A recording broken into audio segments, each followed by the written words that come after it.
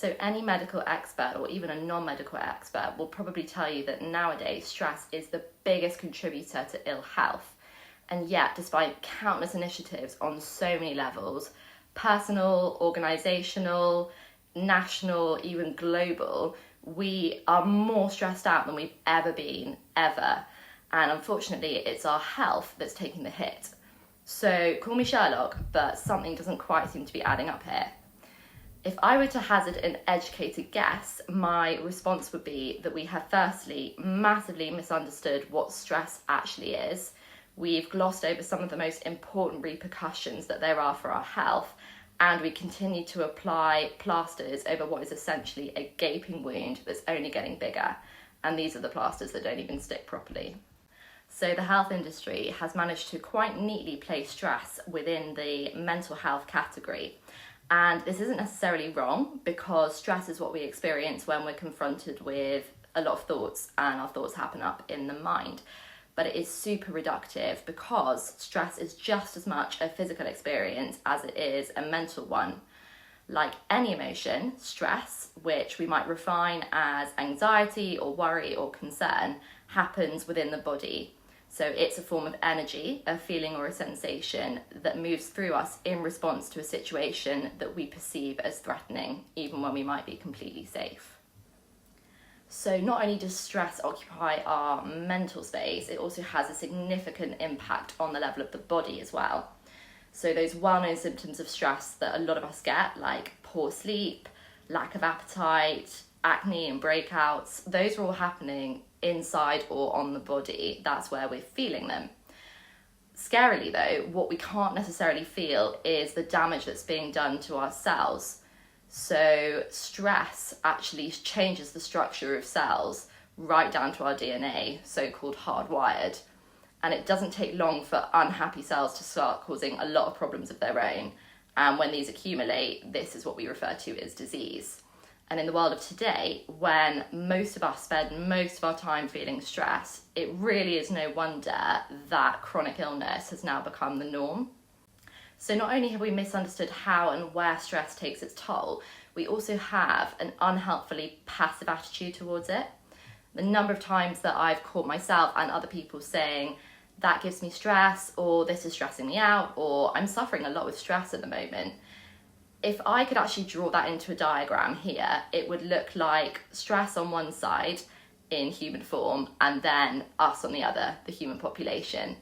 And that's because the way we see stress is as something completely separate to us, over which we have absolutely no influence and no control. And when we point the finger elsewhere at whatever's causing us the stress, whether that's our job or our family or the government, we're actually giving away responsibility for those feelings of stress. And for a really short moment, we feel quite at ease believing that there's nothing that we can do to manage our own stress, ironically enough. But it really is a fleeting moment, because waiting for someone else or something else to change so that we can feel differently inside is a really, really long game. And I say that because I know it well. I've been there and I've done that, and I didn't even get the t-shirt. So remember that stress is an emotion that we feel inside our body, and it's not an act of aggression by someone or something else towards us. And of course, there's an increasing number of situations in life that evoke a natural stress response within us. So that might be meeting deadlines, it might be having a difficult conversation. But what isn't natural is for us to remain in that stress state indefinitely, which, as it happens, is most of us most of the time right now. We've actually conditioned ourselves into a constant state of stress, and we look at stress as the predator and at ourselves as the prey. However, understanding that in these moments, the way that we respond towards stress is within our influence and within our control is not only empowering, but ultimately absolutely essential for the betterment of our health.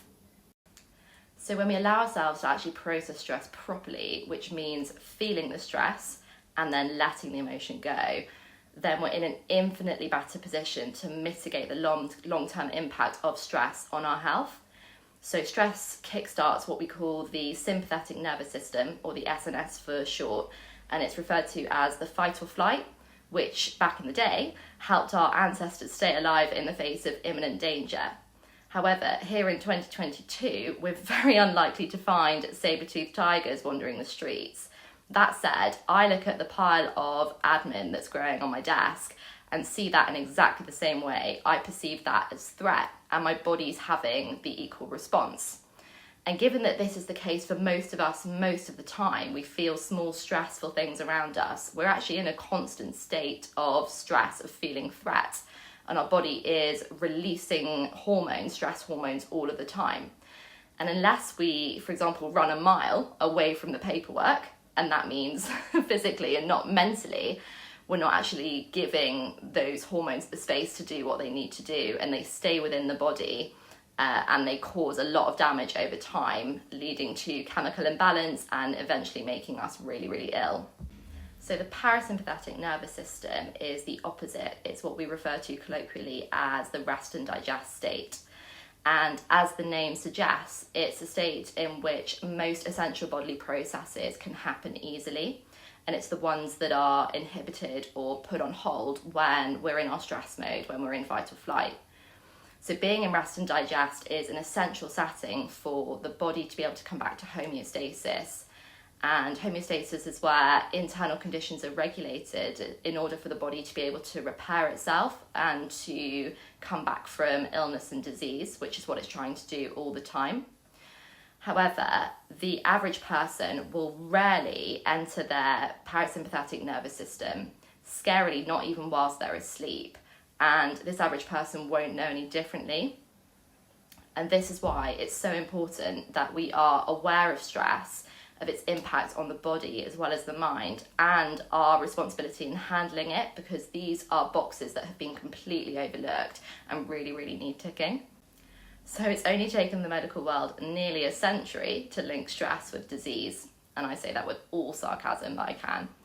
But even then, we've got things completely confused. Once we understand stress in its physical terms as well as its mental terms, and we start to consider it an emotion that's within us rather than a monster outside of us over which we have absolutely no influence or control, then we've got a handle on the one thing that is sending us further and faster into ill health.